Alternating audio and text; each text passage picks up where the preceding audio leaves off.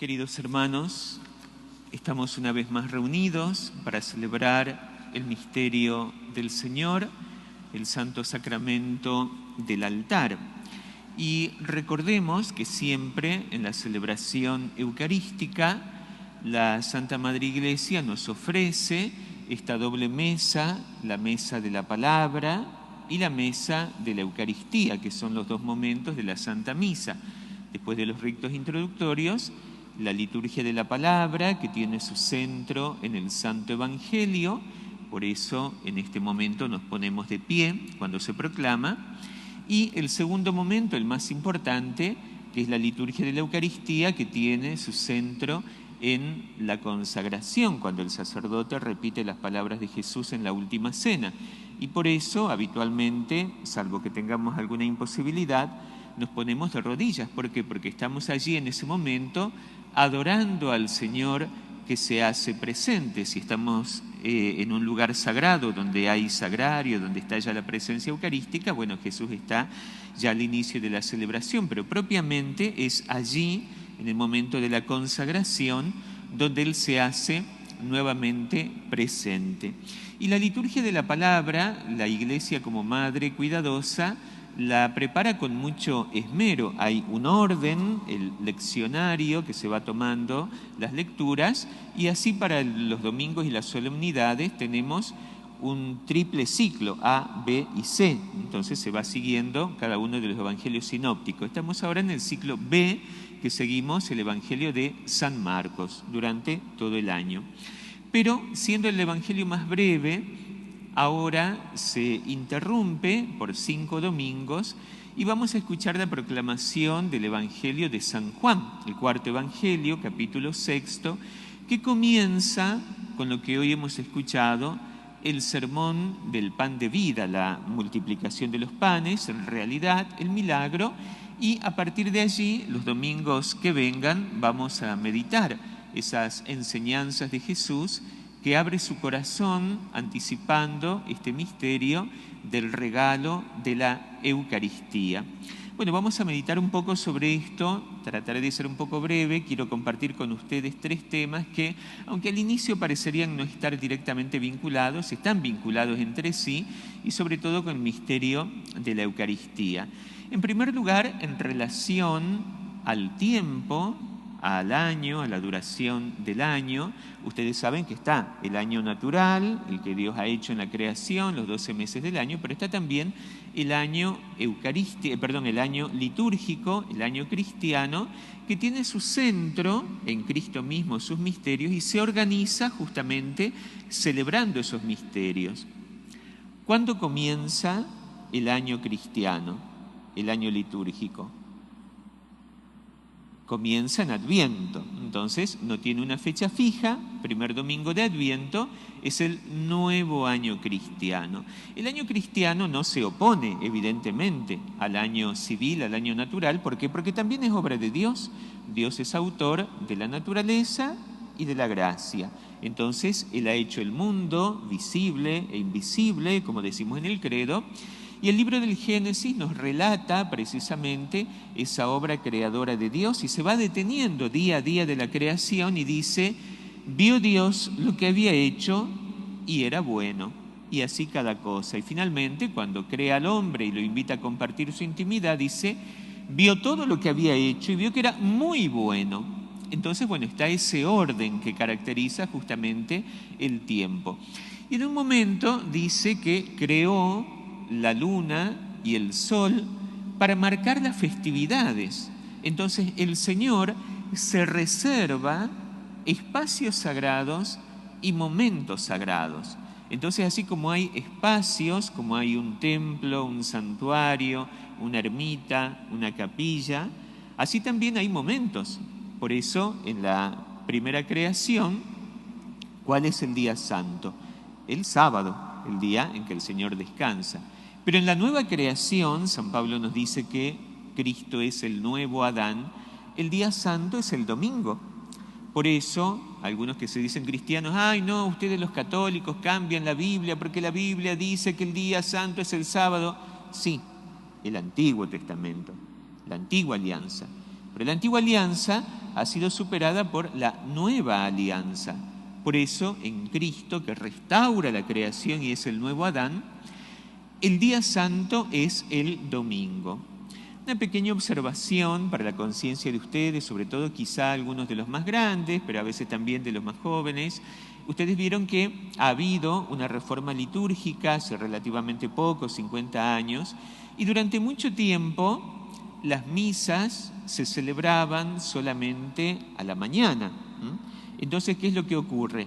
Que la misa del sábado, por ejemplo, era misa solo del sábado, pero desde que está la reforma litúrgica actual, que se puede celebrar en distintos momentos del día, entonces se toma en cuenta que según la tradición bíblica, el día espiritual, el día litúrgico, comienza al atardecer del día anterior. Entonces, cuando ya se va perdiendo la luz del día, comienza litúrgicamente el día siguiente. ¿Por qué lo digo esto? Porque a veces uno se encuentra con personas que quizá con cierto escrúpulo, duda, dicen, no, yo fui a misa el sábado, pero tengo que ir también a misa el domingo. No, basta ir a la Santa Misa de las vísperas, el sábado a la tarde, no a la mañana, para cumplir el precepto. Obviamente, si puedo ir sábado y domingo, qué mejor. Hay personas que pueden ir todos los días y eso es algo muy hermoso, aunque no sea obligación.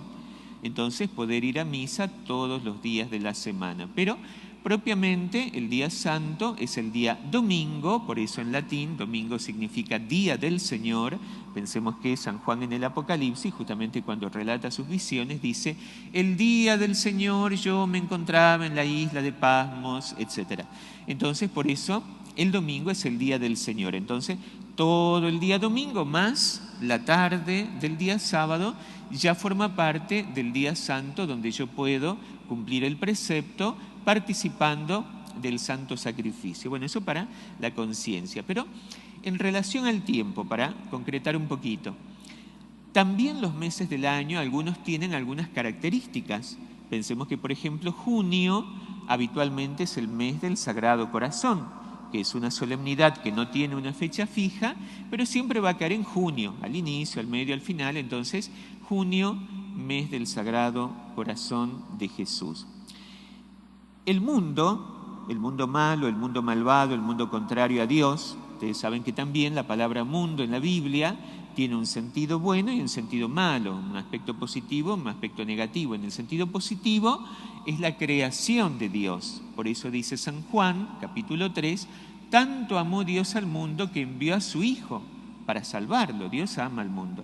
Pero Jesús en la última cena dice, yo no rezo por el mundo los odia, porque me ha rechazado a mí, también los rechazará a ustedes. Entonces, a veces la palabra mundo designa la creación de Dios, lo cual es bueno, a veces designa ese ambiente malo, contaminado espiritualmente, que está sometido al enemigo del alma, que es el demonio, que no es el único, tres enemigos del alma, el mundo, el demonio y la carne.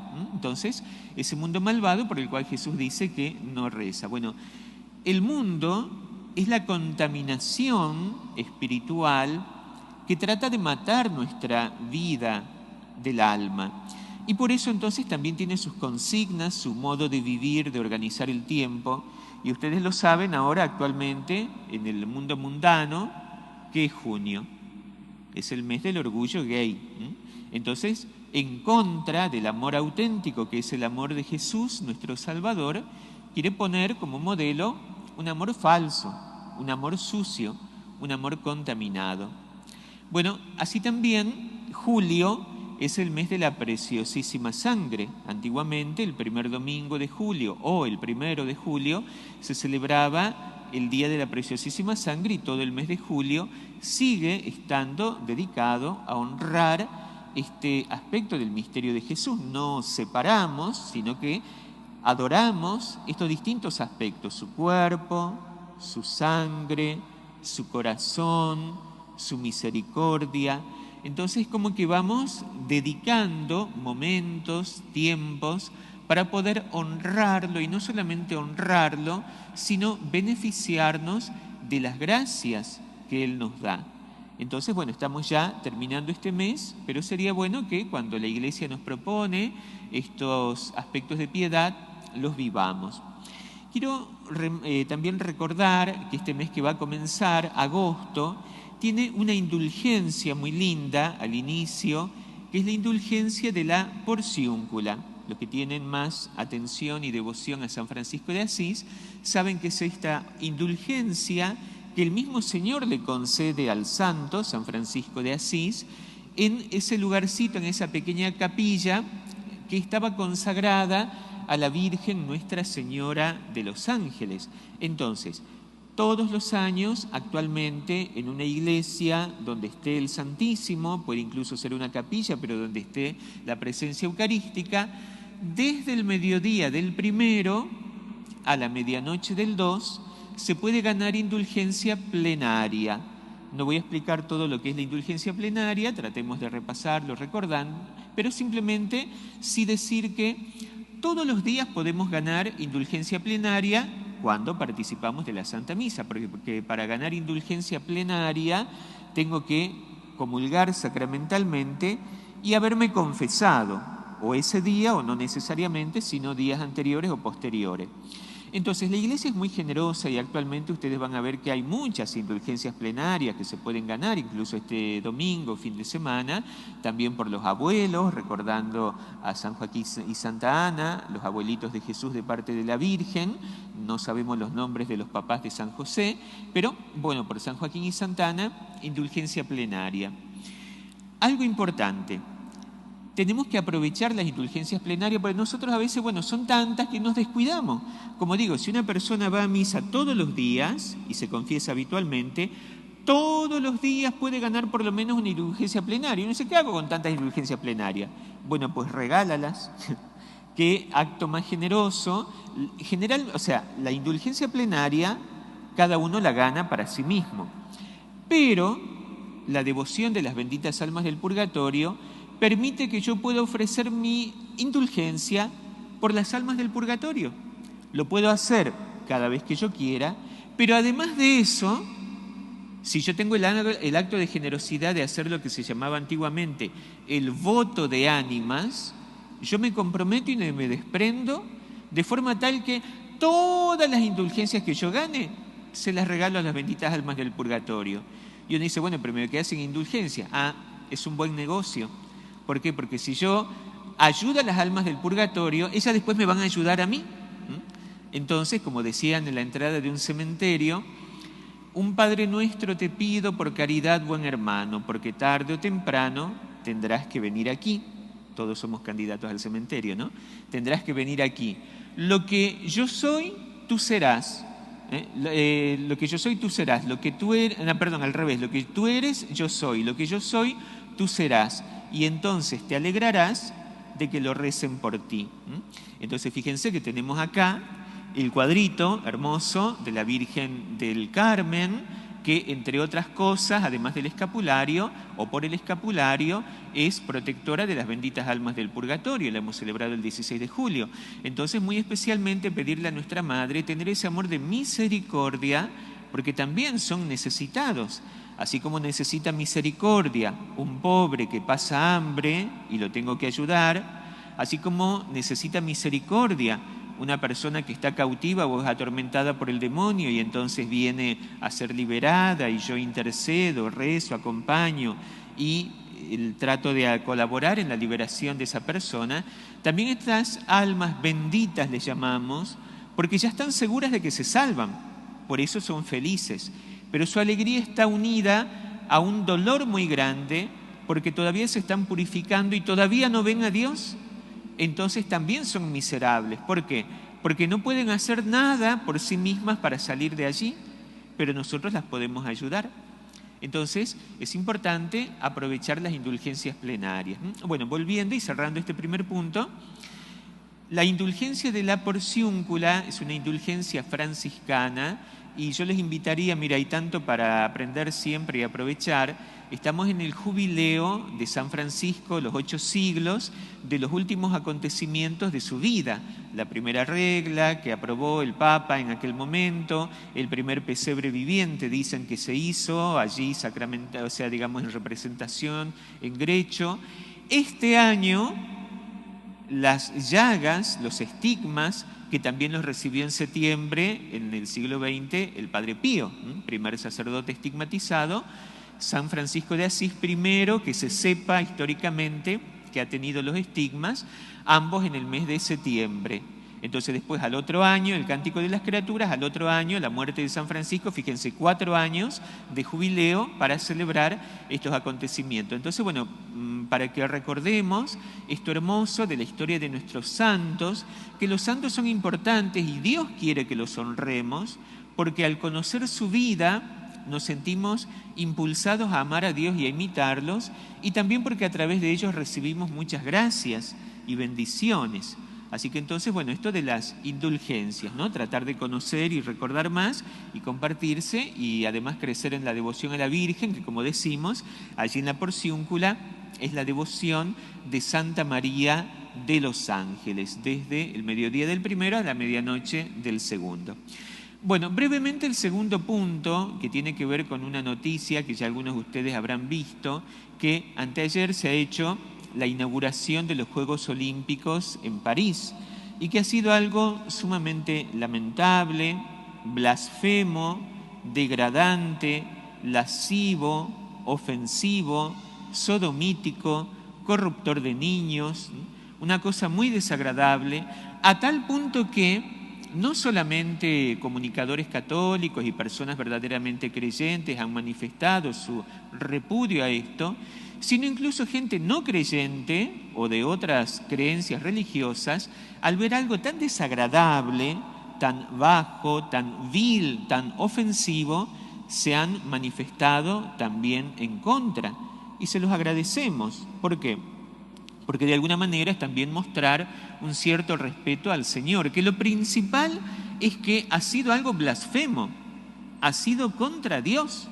Entonces, no sé si alguno lo ha visto, no hace falta verlo, pero si lo ven, lo pueden ver a través de un buen comunicador católico. Hay varios, está Pablo Muñoz Iturrieta, está Luis Román, que suele tener muy buen criterio para transmitir estas noticias, y otras personas, bueno, que lo han graficado en la medida en que era posible, porque como digo, es una cosa muy revulsiva, es una cosa muy degradante, donde ha habido incluso una imitación paródica blasfema de la Última Cena, tomando pie el cuadro de Leonardo da Vinci. Entonces, bueno, todo esto que ahora se trata de promover, la inclusión, lo queer, lo lesbiana y todo lo demás, con una degradación muy grande y con participación de niños. Y a tal punto ha sido algo desagradable y degradante, como decimos, que incluso gente que no comparte nuestra fe se ha manifestado de diversas maneras. Alguna importante empresa de comunicaciones de Estados Unidos ha retirado oficialmente su apoyo y, bueno, y también otras personas que lo han hecho, ¿no? Algunas de las manifestaciones católicas, a mi modo de entender, han sido insuficientes en este sentido. Han dicho, bueno, han ofendido nuestros sentimientos religiosos. Sí, es verdad, pero eso no es lo más importante. No es lo más importante ni la cantidad que seamos de creyentes católicos, ni tampoco que nosotros nos sintamos ofendidos, sino que se ha ofendido a Dios, se ha ofendido al Altísimo, se ha ofendido al Padre Eterno, se blasfema contra el Espíritu Santo. Cuando no hay arrepentimiento, eso es una de las cosas que dice Jesús en el Evangelio, el pecado contra el Espíritu Santo, ese no tiene perdón. ¿Por qué no tiene perdón? No porque Dios no lo quiera perdonar, sino porque la persona se endurece en el pecado, se pone orgulloso de su pecado. Por eso decimos el orgullo gay. Una cosa es que una persona pueda tener alguna patología, alguna enfermedad, alguna situación que incluso a veces la lleva con dolor, con vergüenza, y no querría estar así, y lucha, incluso hoy se criminaliza a psicólogos buenos y personas que tratan de ayudar a personas que quieren salir de ese estado.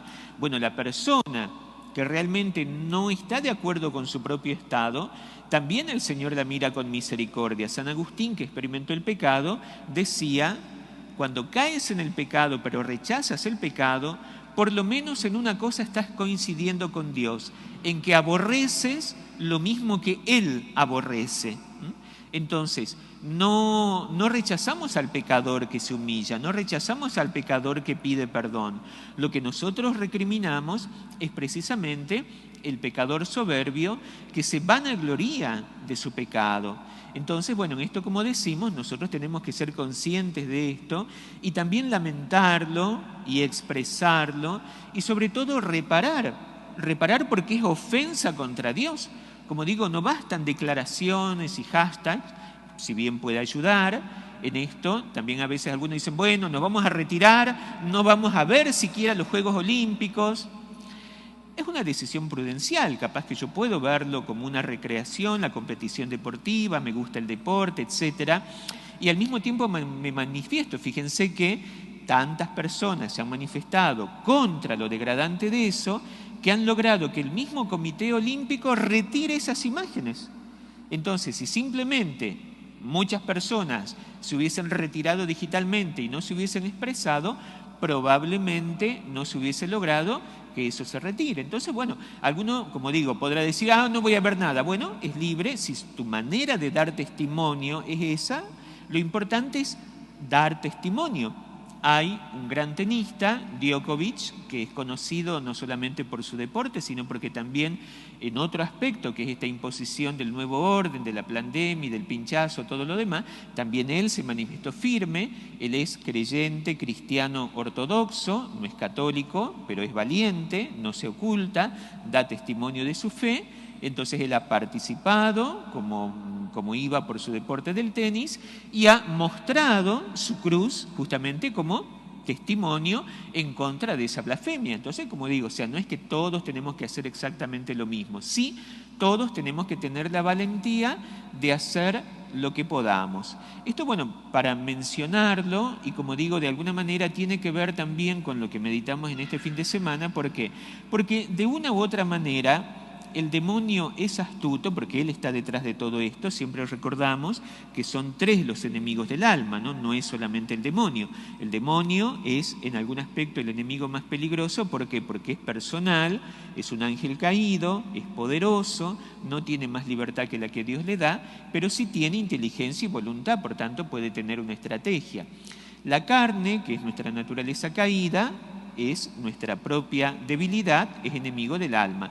El mundo, que es como la contaminación ambiental, resultado de la suma de todos los pecados, también es un enemigo espiritual. Pero podemos decir que quien digita detrás del mundo y de la carne es el demonio. Bueno, el demonio es astuto, el demonio sabe. Y el demonio, por decirlo así, tiene un olfato, tiene un instinto, de forma tal que sabe dónde golpear. Entonces, si bien hasta hay una cierta duda de esas imágenes degradantes, lo que representaba cada una señora excedida de peso que ahí estaba con una diadema, y que no nos estemos burlando de que sea gorda, sino que ella lamentablemente hace apología de la obesidad mórbida, porque también una persona puede tener problemas de sobrepeso y estar luchando contra eso, pero cuando uno fomenta la obesidad mórbida, eso también es degradante. Entonces ella, en sus perfiles, se presenta como gorda, judía, queer, lesbiana. Entonces, no. Bueno, estaba ahí ella y otros contoneándose, bailando indecentemente y todo lo demás. Y ese cuadro que representa justamente la última cena, es el misterio eucarístico. San Juan Pablo II, retomando la tradición de la Iglesia, nos dijo en el año de la Eucaristía, en esa hermosa encíclica Iglesia de Eucaristía, que la Iglesia vive de la Eucaristía. Nosotros, que somos Iglesia, la familia de Dios, vivimos del misterio eucarístico. Entonces, ¿cuál es el tesoro más grande de la Iglesia? Jesús presente como pan de vida. Todo lo otro es importante, pero de alguna manera Cristo, que es el sol de justicia, alrededor de él gira toda nuestra vida espiritual, e incluso la misma Virgen María, su existencia tiene sentido. ¿Por qué? Porque ella nos conduce a Cristo. María no tendría sentido si no fuese por Jesús, su Hijo. Por eso son inseparables el Inmaculado Corazón y el Sagrado Corazón de Jesús. Entonces, el núcleo de nuestra vida cristiana es la Eucaristía. Entonces, bueno, eso simplemente para que lo tengan en cuenta, como digo, bueno, sobre todo los laicos, a veces los religiosos, bueno, sobre todo si son de clausura, recen, no hace falta que sepan los detalles de lo que pasa en el mundo, nos podemos enterar de algunas de las cosas, de las necesidades para orar, si hay una catástrofe, si hay guerras, si hay necesidades, si hay procesos sociales, si hay atentados, si hay elecciones, como en este domingo, en la nación hermana de Venezuela. Pero lo más importante es orar, sobre todo quien se ha consagrado al Señor. Pero el laico sí es importante, sobre todo los papás y los educadores, que sepamos lo que ocurre en el mundo para educar, para cuidar, para proteger a nuestros niños. De hecho, como decíamos, en esto que ha pasado allí, en Francia, han participado de las escenificaciones niños y evidentemente eso ha llegado a través de los medios y tenemos que recordar claramente la palabra de Jesús en el Evangelio: ay de aquel que escandalice a uno de estos pequeños, más le valdría que le aten al cuello una piedra de molino y lo arrojen en el mar. Entonces diríamos, lo más sensible para el corazón de Jesús son los niños, por eso tenemos que tener cuidado, cuidarlos en cuerpo y en alma. No solamente cuidar que nadie los dañe físicamente, como muestra entre otras esta película tan importante Sonido Libertad, donde incluso lamentablemente el influjo demoníaco hace que todo que se carnaliza y se comercializa, hasta el tráfico de órganos, ¿no? Pero no solamente eso, ni solamente el aborto, sino lo que es más grave, que es la perversión, cuando realmente, de alguna manera, el alma del niño que se va despertando ante la conciencia del mundo es pervertida. De hecho, cuando la Virgen pide los 5 sábados de reparación a Sor Lucía, uno de los motivos que le da es precisamente esto, que mantienen alejados a los niños de ella e incluso le enseñan a odiarla. Entonces, todos los pecados que se promueven en contra de los niños. Entonces, bueno, esto para tenerlo en cuenta. Y simplemente el tercer punto, que lo vamos a poder meditar Dios mediante en los domingos que vienen, porque vamos a escuchar la proclamación de ese hermosísimo sermón del pan de vida, que yo los invito como ejercicio espiritual en este mes a tener a mano, sobre todo ese capítulo 6 del Evangelio de San Juan, y leerlo y releerlo y profundizarlo, porque es inagotable. Entonces nuestro Señor, partiendo de este episodio de la multiplicación de los panes, Él nos abre su corazón y nos muestra justamente la centralidad del misterio eucarístico, que no es un elemento más de nuestra vida cristiana. A veces nosotros, casi sin darnos cuenta, lo reducimos simplemente a un horario, a un compromiso, a un precepto, a una obligación que tenemos que cumplir. Una vez que ya estamos ahí, cumplimos, ya nos quedamos tranquilos. No basta. Es verdad que siendo un mandamiento, un precepto, lo tengo que cumplir, pero no tiene que ser un cumplimiento externo meramente, sino que tiene que ser un encuentro de amor. Es el núcleo de la vida cristiana donde Jesús está verdaderamente presente y quiere unirse a mí. Entonces se hace interior a mí del modo más íntimo que se puede dar con una criatura. Solamente el misterio de la encarnación, la unión que ha habido entre María y Jesús, supera el misterio eucarístico. Entonces, un anticipo del encuentro del cielo. Por eso, fíjense, como dato, misteriosamente, el Evangelio de San Juan, el cuarto Evangelio, a veces uno se asombra y dice, ¿cómo? No trae el relato de la última cena y los otros 3 sí, claro. No solamente porque San Juan, que escribió su Evangelio bastante tiempo después, completa aquello que faltaba en parte a los sinópticos, sino porque todo el Evangelio de Juan es eucarístico. Entonces, no por nada, el primer nombre que le da a Jesús, San Juan el Bautista, es «He ahí el Cordero de Dios». Cada vez que llega el momento de la comunión, el sacerdote dice, «Este es el Cordero de Dios que quita los pecados del mundo». Entonces, toda la tendencia de la vida de Jesús presentada por San Juan es eucarística. Por eso el primer milagro de Jesús es eucarístico, la conversión del agua en vino. Mujer, no ha llegado mi hora. Pero cuando llega la hora, capítulo 13, ¿qué dice Jesús? Con mucha ansia, con mucho deseo, he querido comer esta Pascua con ustedes. ¿Por qué? Porque la Pascua es el momento de la institución de la Eucaristía. Por eso podemos decir que incluso toda la Sagrada Escritura gira en torno a la Eucaristía. Hoy escuchamos este episodio pequeño del libro de los Reyes, donde el profeta Eliseo, ese gran profeta, discípulo de Elías, justamente Dios le inspira que esos 20 panes que ha recibido los distribuye entre la multitud, y es un verdadero milagro la cantidad de discípulos. Y sin embargo, era menor la cantidad de discípulos del profeta y mayor la cantidad de panes. En cambio acá Jesucristo, que es verdadero Dios y verdadero hombre, el único Salvador, con muy poquitos panes y peces, alimenta a miles de personas. Porque cuando dice 5.000 hombres, ahora se van a ofender, la ideología actual, ay, las mujeres, niños, bueno, es que justamente está diciendo padres de familia.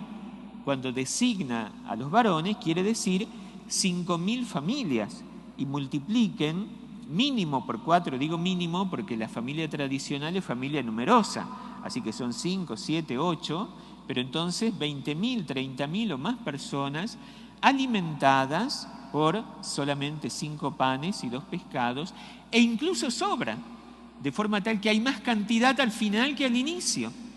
Entonces, bueno, esta invitación donde el Señor hace un gran milagro de alto impacto para despertar nuestra atención, de forma tal que, podríamos decir, este mes que vamos a iniciar, podemos aprovechar este año con la proclamación del Santo Evangelio para que sea un mes especialmente eucarístico para toda la familia.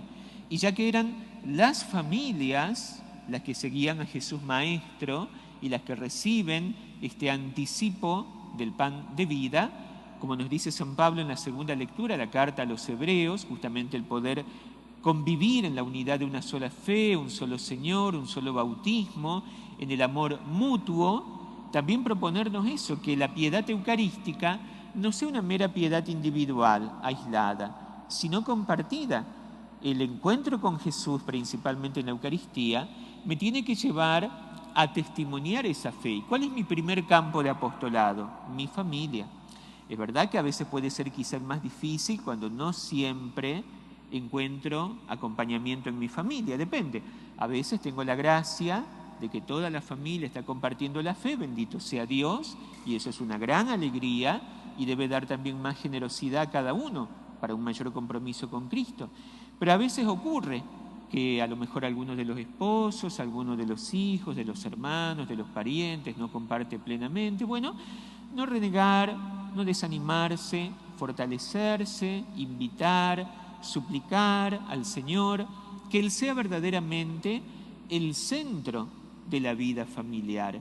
Y ahí entonces está el compromiso, la fortaleza, la alegría que el Señor quiere conceder. Así que le vamos a pedir muy especialmente a nuestra Madre Inmaculada, a San José, que en el hogar de Nazaret ha sido justamente esa familia, una familia eucarística, porque como decimos, toda la vida de Cristo es plenamente eucarística, no de casualidad. Él va a nacer a Belén, que significa la casa del pan, y él desde pequeño, desde su concepción, está destinado a ser el Cordero Inmaculado que va a ser inmolado, pero no solamente inmolado, sino hecho pan de vida, nuestro alimento espiritual. Así que por eso, sin exagerar y sin equivocarnos, podemos decir que el corazón de nuestra Madre ha sido siempre un corazón eucarístico. El corazón de San José ha sido siempre un corazón eucarístico.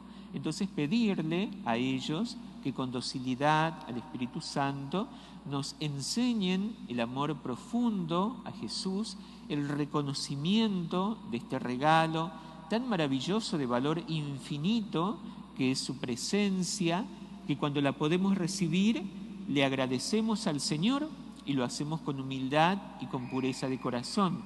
Y si en algún momento no podemos recibir la comunión eucarística, con humildad lo aceptamos como indicación de nuestra Madre la Iglesia, pero lo adoramos y podemos hacer la comunión sacramental. Entonces nuestra mente, nuestra atención, nuestro deseo tiene que ser unirnos a Jesús pan de vida. Él entonces es el centro de la vida cristiana, de él surge todo, fuente, origen y meta de la vida cristiana, dice el Concilio Vaticano II, y lo recordaba también el gran Papa eucarístico San Juan Pablo II. Entonces, que San José y la Virgen nos concedan esta gracia. Ave María Purísima,